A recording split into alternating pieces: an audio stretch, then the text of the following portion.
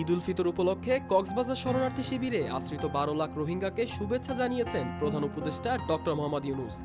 রোহিঙ্গাদের জন্য দোয়া করে ডক্টর ইউনূস বলেন, তারা যেন পরবর্তী ঈদ তাদের মাতৃভূমিতে উদযাপন করতে পারে। ৩০ মার্চ সংস্কৃতি মন্ত্রণালয়ের তৈরি একটি ভিডিও ক্লিপে শরণার্থীদের শুভেচ্ছা বার্তা দেন ডক্টর ইউনূস। ভিডিওটি তার ভেরিফাইড ফেসবুক পেজে শেয়ার করা হয়। সেখানে ডক্টর ইউনূস বলেন, সবাইকে ঈদ মোবারক। এই নিরাপদ ও আনন্দময় ঈদে আমাদের মনে রাখতে হবে, আমাদের দেশে ১২ লাখেরও বেশি অতিথি দুঃখে দিন কাটাচ্ছে। তিনি আরও বলেন, আমি দোয়া করি তারা যেন পরবর্তী ঈদ নিজের মাতৃভূমিতেই উদযাপন করতে পারেন। বাংলাদেশে ১২ লাখেরও বেশি রোহিঙ্গা শরণার্থী আশ্রয় নিয়েছে। মিয়ানমারের সহিংস নির্যাতনের শিকার হয়ে তারা বাংলাদেশে চলে আসে এবং কক্সবাজারে শরণার্থী শিবিরে আশ্রয় গ্রহণ করেছে।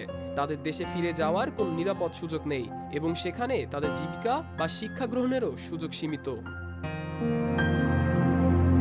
ডক্টর ইউনূস ৩১ মার্চ ঈদের নামাজ ঢাকার জাতীয় ঈদগাহ ময়দানে সকাল 8:30টায় আদায় করবেন এবং পরবর্তীতে তেজগাঁওয়ে তার কার্যালয়ে বিশিষ্ট ব্যক্তিদের সঙ্গে ঈদের শুভেচ্ছা বিনিময় করবেন।